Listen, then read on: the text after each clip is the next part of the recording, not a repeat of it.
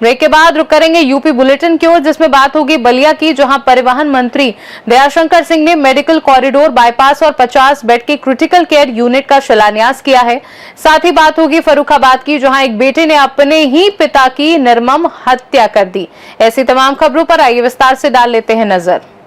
बलिया नगर विधानसभा क्षेत्र में प्रदेश के परिवहन मंत्री दयाशंकर सिंह ने वैदिक मंत्रोच्चारण के साथ मेडिकल कॉरिडोर, बाईपास से धरहरा से धर्मपुरा केशरुआ मार्ग और जिला अस्पताल में बनने वाले 50 बेड के अत्याधुनिक क्रिटिकल केयर यूनिट CCU का शिलान्यास किया। इस अवसर पर उन्होंने कहा कि बलिया में सड़कों का चौड़ीकरण, नए संपर्क मार्गों का निर्माण और 4 लेन सड़क नेटवर्क विकसित कर शहर को जाम से राहत दिलाने का काम किया जा रहा है। दयाशंकर सिंह ने विपक्ष पर निशाना साधते हुए कहा कि PDA का चश्मा पहनने वालों को विकास दिखाई नहीं देगा और भाजपा सर्व समाज के विकास में विश्वास रखती है। उन्होंने कहा कि मेडिकल बाईपास कॉरिडोर बनने से शहर में वाहनों का दबाव कम होगा और स्वास्थ्य सेवाएं भी अधिक सुदृढ़ होंगी। मेडिकल बाईपास स्वीकृति देकर के आज उसका शिलान्यास हुआ और ये शहर के लिए और आसपास के हमारे जो 5-6 गांव हैं उनके लिए बहुत बड़ा ये वरदान साबित होगा। शहर में जाम की जो समस्या थी उससे हम लोग को मुक्ति मिलेगी। बच्चे स्कूल में फंस जाते थे, उनके स्कूल बस या चाहे मरीज जो आते थे वो घंटों जो है जाम में फंसे रहते थे। ये मेडिकल बाईपास बनने से लोग जो है उनके जीवन भी बचेगा और बच्चों को स्कूल में आने जाने में भी कोई व्यवधान नहीं उत्पन्न होगा। ये बलिया के विकास के लिए एक नई रेखा लिखेगी ये बाईपास। आज उसका शिलान्यास और आज आपने पूरा कर दिया। कितने सालों बाद ये सपना पूरा हो रहा है? ये 27 सालों के बाद माननीय चंद्रशेखर जी ने आज से 27 साल पहले शिलान्यास कराया था और तब से ये प्रयास चल रहा था और आज ये सफल हुआ। हम सब बहुत माननीय मुख्यमंत्री जी को इसके लिए बधाई देते हैं। बलिया से सी न्यूज संवाददाता आनंद दुबे की रिपोर्ट। फर्रुखाबाद के थाना मोहम्मदाबाद क्षेत्र के वार्ड लोहिया नगर में 68 वर्षीय रामदास के उनके पुत्र श्याम कुमार उर्फ रामू ने कथित रूप से शराब के नशे में सोते समय चारपाई से गिराकर कुर्सी और ईंट से हमला कर हत्या कर दी। घटना की सूचना पुत्रवधू गुड्डी देवी ने डायल 112 और थाना पुलिस को दी। पुलिस के अनुसार श्याम कुमार उर्फ रामू का परिवार में विवाद चल रहा था और वो जमीन बेचने का दबाव बना रहा था। सूचना पर कोतवाली प्रभारी निरीक्षक, फॉरेंसिक टीम, कार्यवाहक क्षेत्राधिकारी राजेश कुमार द्विवेदी और अपर पुलिस अधीक्षक गिरीश कुमार सिंह मौके पर पहुंचे। साक्ष्य जुटाए गए और उप निरीक्षक कपिल कुमार कुशवाहा ने शव को पोस्टमार्टम के लिए भेज दिया। अपर पुलिस अधीक्षक गिरीश कुमार सिंह ने बताया कि आरोपी की गिरफ्तारी के लिए टीम गठित कर छापेमारी की जा रही है तथा तहरीर के आधार पर मुकदमा दर्ज किया जाएगा। क्या नाम है तुम्हारा? क्या घटना हो गई? मेरा नाम गुड्डी। क्या घटना हो गई है? क्या घटना हुई गई यही हम डोकर के द्वारे सवेरे मारते थे संजा गई। कौन? रामू। तब हम यहाँ करी गए, हम अपने घरे, हमने मेरे घरे जो मरिया तो बहुत बात खराब हुई। हम चले गए अपनी बहू को ले अस्पताल में। यहाँ सवेरे हमें जब मालूम हुई तब हम भाई भजता ही था वो चिल्ला। रामू कौन है ये? मेरे देव। और इस जो मरे वो कौन है? अच्छा, कब की बात है ये? हाँ रात की। क्या बजे लगभग घटना होगी? अब पता ही नहीं। आपको जानकारी किसने दी? जानकारी दी एक बिटिया यहाँ 4 हाथ निकल लगे बिटिया। तब जाकर ये देखो बिटिया तब मरे डरे। फर्रुखाबाद से सी न्यूज संवाददाता आदेश कुमार शर्मा की रिपोर्ट। फर्रुखाबाद के औद्योगिक प्रशिक्षण संस्थान में आयोजित रोजगार मेले का उद्घाटन सांसद मुकेश राजपूत ने किया। उन्होंने कहा कि ITI के शिक्षक बच्चों को हुनर सिखा रहे हैं, जिसका उदाहरण एक छात्र द्वारा बनाई गई डिवाइस से है, जिससे दूर बैठकर घर के इलेक्ट्रॉनिक उपकरणों को नियंत्रित किया जा सकता है। सांसद ने बताया कि रोजगार मेले में कई कंपनियों ने भाग लिया और करीब 500 बेरोजगार युवक युवतियों को नौकरी मिली, जो कि सराहनीय है। इस दौरान सांसद मुकेश राजपूत ने संस्थान परिसर में वृक्षारोपण भी किया और कहा कि पेड़ पर्यावरण को स्वच्छ रखने में महत्वपूर्ण भूमिका निभाते हैं। जॉब को मैं जिसमें पढ़ गए तो पढ़ गए। जॉब से हमें सिखाता भी है हम क्या जॉब में जाने के बाद में कैसे हम और आगे बढ़ेंगे, या इस देश के लिए, इस प्रदेश के लिए, अपने जनपद के लिए या जन कल्याण के लिए हम और क्या कर सकते हैं। ये आपको हमेशा तलाशते रहना चाहिए कि हम लोगों के इस मानव भलाई के लिए हमें क्या और करना चाहिए। और कभी भी हर चीज आगे जाती है। कभी हम लोग सुनते थे कि महाभारत में संजय जो थे धृतराष्ट्र के पास बैठे बैठे महाभारत चल रही थी, वो पूरा दृष्टांत को बैठ के बताते थे धृतराष्ट्र को, और वो महाभारत से काफी दूर थे। उन्हें ही कृष्ण भगवान ने ऐसी शक्ति दी थी कि वो ही देख सकते थे, कई दूरदर्शिता की दृष्टि से वो देख के बताते थे। मुझे लगता है कि अपने जितने ITI के छात्र हैं या जो भी अन्य भी संस्थाओं के जो छात्र हैं जो प्रशिक्षण ले रहे हैं, उनका भाव भी यही होना चाहिए। अभी हमें प्रिंसिपल साहब राजगिरी जी बता रहे थे, आपने डिवाइस तैयार की कि हम कहीं भी दुनिया में कहीं पर बैठ के हम अपने पंखे को, अपने AC को, अपने फ्रिज को या अपने समरसेबल को बंद कर सकते हैं। ऐसी डिवाइस आप देते हैं। और भी कई चीजें आपने ऐसी, हमने पहले भी देखी, कई चीजें ऐसी बनाई है जिसकी लोग कल्पना नहीं कर सकते। यही नहीं, यहीं पर हमें रुकना है। ये जो डिवाइस आप बना रहे हैं, कल्पना लोग नहीं कर सकते। ये जो है, हम अभी आपको महाभारत का दृष्टांत बता रहे थे, जिस तरह से संजय बता रहे थे कि संजय पूरी महाभारत को देख के बता रहे थे, वैसे ही आपके भी प्रिंसिपल साहब मुझे बता रहे थे कि हमारे बच्चों ने तैयार किया। अच्छा लग रहा। कभी हमने महाभारत देखा था और आज हम यहाँ ITI फर्रुखाबाद में देख के सिद्ध कर सकते हैं। मैं आपको बधाई देता हूँ, आगे और आशा करता हूँ कि इससे और भी अच्छे आप कारनामे गढ़ेंगे, आप इतिहास बनाएंगे। मैं चाहता हूँ कि फर्रुखाबाद जनपद के बच्चे भी अन्य जनपदों के बच्चों से पीछे नहीं रहना चाहिए, आगे आना चाहिए। पिछली बार हमारी ITI ने जॉब के क्षेत्र में प्रदेश में दूसरा स्थान पाया था, लेकिन इस बार भी उम्मीद करूंगा कि दूसरा स्थान आए।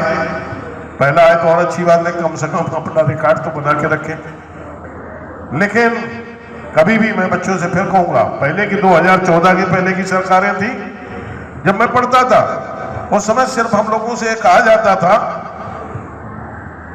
हाई स्कूल कर लो, इंटर कर लो, BSc कर लो, MSc कर लो, PhD कर लो, MPhil कर लो, यही डिग्री लेने के ऊपर होड़ लगी रहती थी।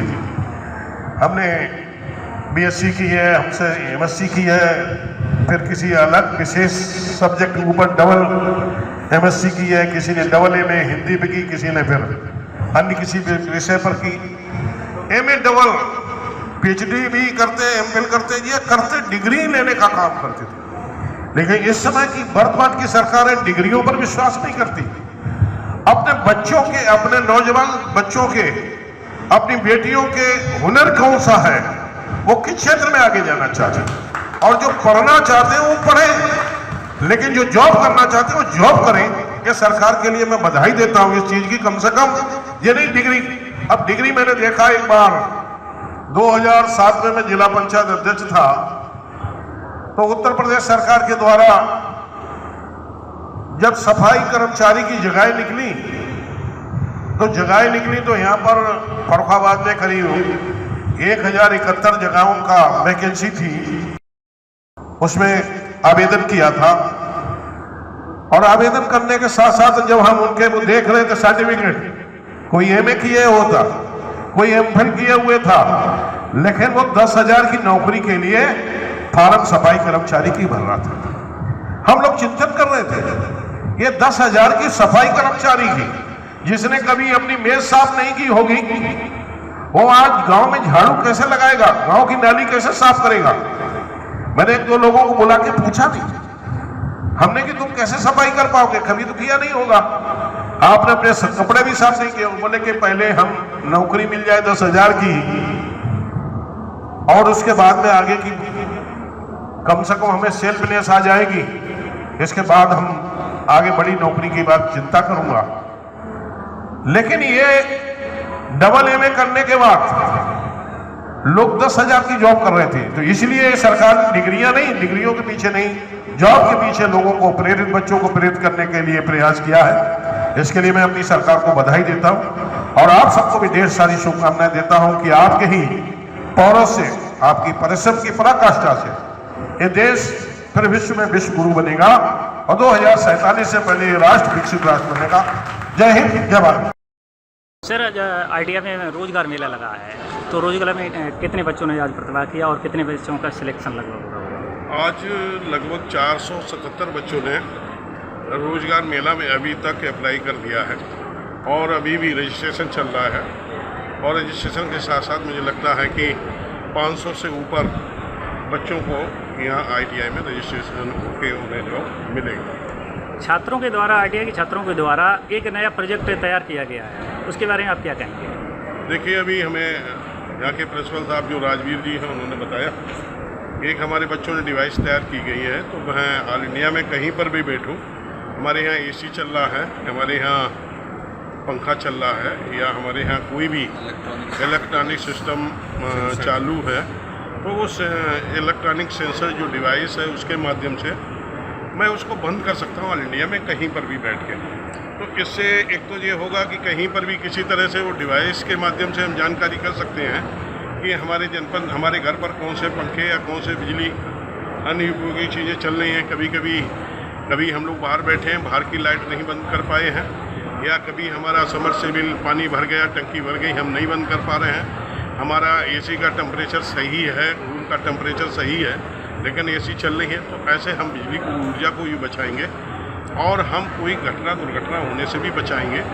इसलिए ऐसे में जो हमारे फरुखाबाद के बच्चों ने जो डिवाइस तैयार करी है इलेक्ट्रॉनिक, मैं बधाई देता हूँ। आशा करता हूँ इससे भी अच्छी वो योजनाएं, वो डिवाइसें तैयार करेंगे जो जनहित के लिए होंगी, जन कल्याण के लिए होंगी, राष्ट्र हित में होंगी और उनके लिए भविष्य में उज्जवल भविष्य लेके उनके साथ आएंगे, ऐसा मुझे उम्मीद है। सांसद जी, जो केंद्र सरकार की और प्रदेश सरकार की जो मंशा है, ITI जो कॉलेज है उसके द्वारा जो बच्चे यहाँ से ट्रेंड होके जाते हैं और उनको रोज़गार प्राप्त हो रहा है, कहीं ना कहीं ऐसा हो सकता है, लग रहा है कि जैसे ये विपक्षों के नहीं जो कहते हैं कि बेरोजगारी बढ़ रही है, उसके लिए क्या कहेंगे उसमें?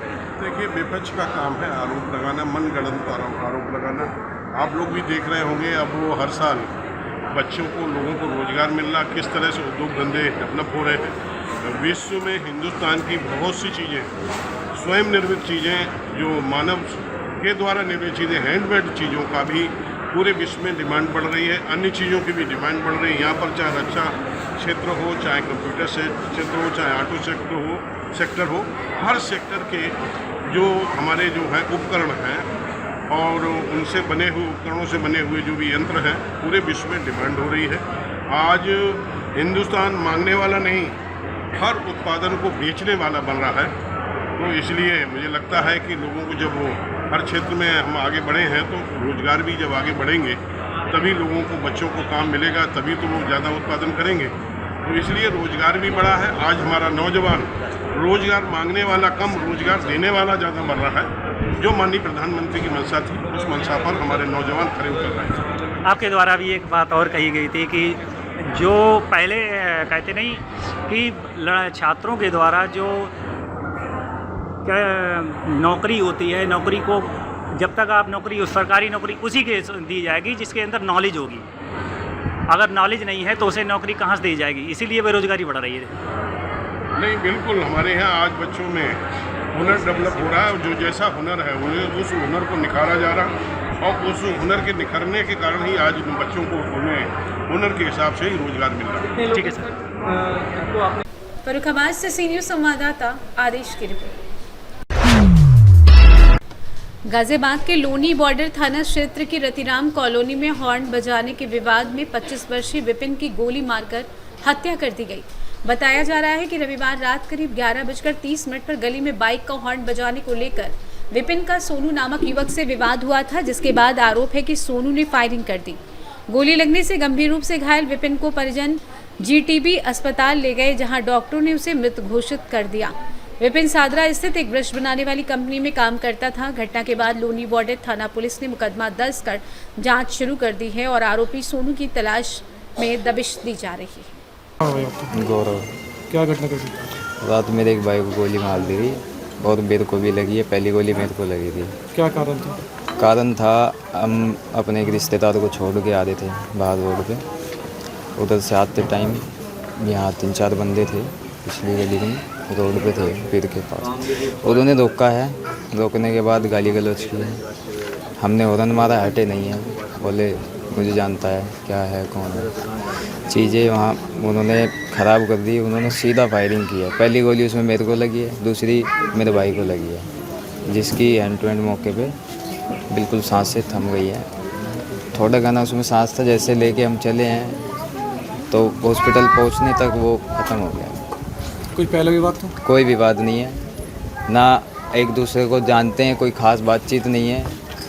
बस इतना ही है कि पूरा मतलब ही नहीं है कुछ भी इस बंदे से, ना मेरा ना मेरे भाइयों का, किसी का भी। और मैं तो वैसे भी रिश्तेदारी में आया हुआ था यहाँ।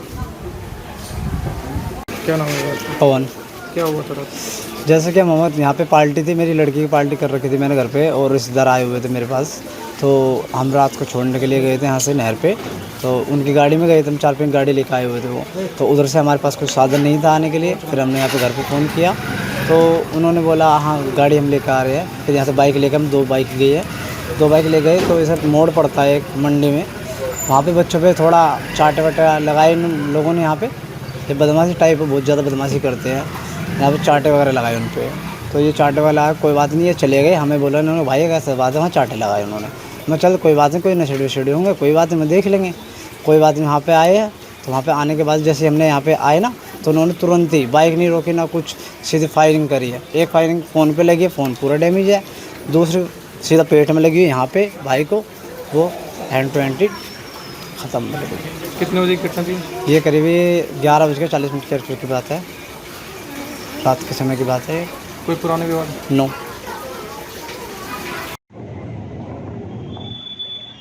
दिनांक 12/7/2026 को थाना लोनी बार्डर में एक कॉलोनी है रतिगांव, सूचना मिली रात्रि लगभग 12 बजे के आसपास कि वहाँ विपिन सनाफ सूरज नाम के एक व्यक्ति को किसी ने गोली मार दी है। सूचना पर थाना लोनी बार्डर के पुलिस उच्च अधिकारियों को द्वारा घटनास्थल का निरीक्षण किया गया। पूछताछ के उपरांत पता चला कि उसको सोनू सनाफ रमपाल जो उसी मोहल्ले का रहने वाला है, उसने जो है गोली मार दी। वो विपिन अपने एक रिश्तेदार के यहाँ से रात्रि में बाइक से वापस आ रहा था। जब वो बाइक लेकर के उस मोहल्ले में जा रहा था तो उससे सोनू मिला वहाँ। सोनू से उसकी कुछ कहा सुनी हुई, बाइक हाथ में जाकर को निकाल रहा था और उसके उपरांत सोनू के द्वारा गोली चलाई गई। इसमें उसे गोली पेट में लगी और उसे प्राथमिक उपचार के लिए हॉस्पिटल भेजा गया, जहाँ डॉक्टरों ने उसे मृत घोषित कर दिया गया। इसमें विपिन के परिजनों के द्वारा एक तहरीर ली गई और सुसंगत धाराओं में अभियोग का पंजीकरण किया गया, जिसमें सोनू के पिता ब्रह्मपाल और उसकी पत्नी, जिन्हें आरोपी बनाया गया, उनकी नियमानुसार गिरफ्तारी की गई है और उसमें उन्हें गिरफ्तार करके जेल भेजा जा रहा है। इसमें शेष विधि कार्रवाई प्रचलित है। गाजियाबाद से सी न्यूज संवाददाता राजेंद्र चौधरी की रिपोर्ट। गाजियाबाद में 2027 विधानसभा चुनाव की तैयारियों के बीच समाजवादी पार्टी ने सदस्यता अभियान तेज कर दिया है। राजनगर से सपा जिला कार्यालय में आयोजित कार्यक्रम में लोनी के चमन विहार निवासी सूरज यादव सैकड़ों समर्थकों के साथ समाजवादी पार्टी में शामिल हुए। जिला अध्यक्ष फैसल हुसैन ने पार्टी का पटका और फूलों की माला पहनाकर सदस्यता दिलाई। फैसल हुसैन ने कहा कि सदस्यता अभियान के जरिए पार्टी का जनाधार बढ़ रहा है और बड़ी संख्या में युवा व आम लोग जुड़ रहे हैं। वहीं सूरज यादव ने कहा कि वो पार्टी की नीतियों से प्रभावित होकर शामिल हैं और संगठन को मजबूत करने के लिए पूरी निष्ठा से काम करेंगे। सूरज यादव नाम है मेरा, चमन बिहार लौनी से निवासी हूँ मैं। आज सदस्यता समाजवादी पार्टी की आपने ग्रहण की, क्या कुछ करेंगे? हम धर्म की राजनीति नहीं करना चाहते, हम विकास के लिए काम करेंगे और नींव प्रशस्त होकर हम अपना कार्य करेंगे और समाजवादी पार्टी की 2027 में सरकार बनाएंगे। समाजवादी पार्टी को आपने क्यों चुना? क्योंकि ये विकास के लिए काम करती है, कोई धर्म की राजनीति नहीं करती, इसलिए हमने इसे चुना। जैसे क्या समाजवादी पार्टी की कई लोगों ने सदस्यता ग्रहण की है, किन लोगों ने की, लगभग कितनी संख्या में की गई? आज समाजवादी पार्टी कार्यालय RDC 4 राजनगर गाजियाबाद पर लोनी विधानसभा से आए सूरज यादव और उनके सैकड़ों साथियों ने समाजवादी पार्टी की सदस्यता ग्रहण की है। मुझे उम्मीद ही नहीं, पूरा यकीन है कि आने वाले समय में 2027 का जो चुनाव आ रहा है, ये सभी लोग नौजवान हैं और घर घर तक समाजवादी पार्टी की नीतियों का प्रचार प्रसार करेंगे और समाजवादी पार्टी बनाने में सहयोग करेंगे। आपके नेतृत्व में लगातार पार्टी आगे बढ़ रही है, पार्टी का जो संख्या बल है वो लगातार उसमें इजाफा हो रहा है, क्या कुछ कहेंगे इस पर? समाजवादी पार्टी एक ऐसी पार्टी है जो विचारधारा पर काम करती है, जिसका विश्वास और जिसका गाजियाबाद से सी न्यूज संवाददाता प्रवीण कुमार की रिपोर्ट। छिबरामऊ कन्नौज में टूटी सड़कों, अतिक्रमण और अन्य नगर समस्याओं को लेकर भाकियू किसान के जिला अध्यक्ष राजा शुक्ला के नेतृत्व में आधा सैकड़ा किसानों ने नगरपालिका परिषद छिबरामऊ का घेराव किया।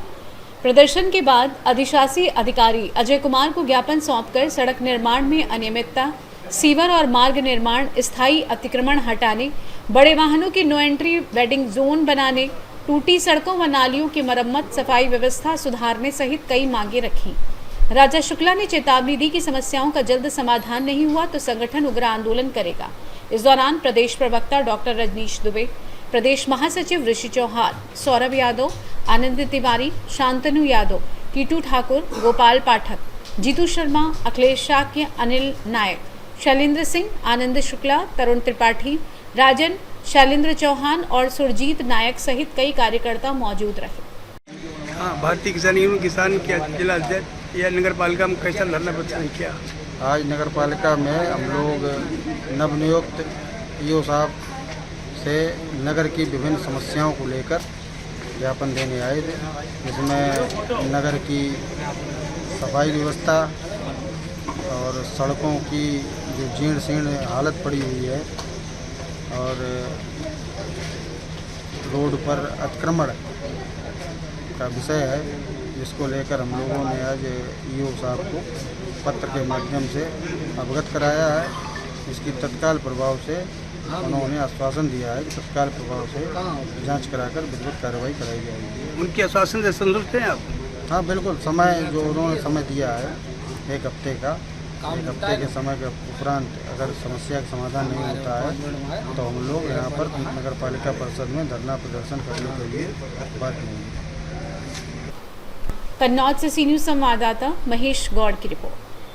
यूपी बुलेटिन में फिलहाल के लिए इतना ही। देश दुनिया की बाकी खबरों को जानने के लिए आप देखते रहिए सी न्यूज भारत।